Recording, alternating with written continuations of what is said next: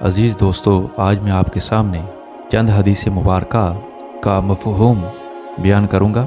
اللہ کے پیارے حبیب حضرت محمد مصطفیٰ صلی اللہ علیہ وآلہ وسلم نے ارشاد فرمایا، چار چیزیں آپ کو پریشان یا بیمار کرتی ہیں: زیادہ باتیں کرنا، زیادہ سونا، زیادہ کھانا، زیادہ لوگوں سے میل جول۔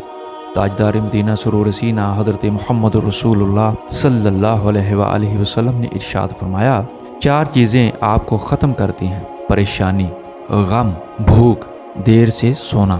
اللہ کے پیارے حبیب صلی اللہ علیہ وسلم نے ارشاد فرمایا، چار چیزوں سے چہرے کی رونق ختم ہو جاتی ہے اور خوشیاں چلی جاتی ہیں: جھوٹ بولنا، عزت نہ کرنا یا کسی غلط چیز پر بھی اصرار کرنا، بغیر معلومات اور بغیر جانے ہوئے بحث کرنا، کسی غلط چیز کو بے باکی سے بغیر کسی خوف کے کرنا۔ اللہ کے پیارے حبیب صلی اللہ علیہ وآلہ وسلم نے ارشاد فرمایا، چار چیزوں سے چہرے کی رونق بڑھ جاتی ہے: پرہیزگاری، وفاداری، رحم دلی، دوسرے کے بغیر کہے ان کی مدد کرنا۔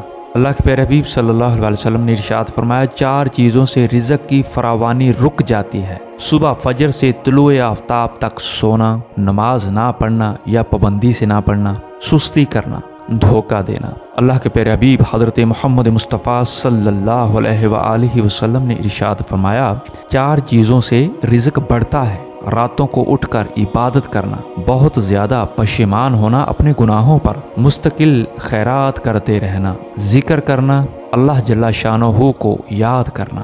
آپ صلی اللہ علیہ وسلم نے مزید ارشاد فرمایا، دوسروں تک پہنچاؤ چاہے تم ایک آیت بھی جانتے ہو، اور یہ ایک آیت حساب کتاب کے دن کام دے گی۔ اللہ کے پیارے حبیب صلی اللہ علیہ وسلم نے ارشاد فرمایا، جب اذان دی جائے تو ہر کام چھوڑ دو، یہاں تک کہ قرآن پڑھنا بھی، اور جو شخص اذان کے درمیان بات کرتا ہے تو ڈر ہے کہ موت کے وقت اسے کلمہ نصیب نہ ہو۔ دعا ہے کہ اللہ تعالیٰ اپنے پیارے حبیب حضرت محمد مصطفیٰ صلی اللہ علیہ وسلم کے صدقے اور وسیلے سے ہمیں یہ سارے عمل جو حدیث مبارکہ سے ثابت ہیں کرنے کی توفیق عطا فرمائے۔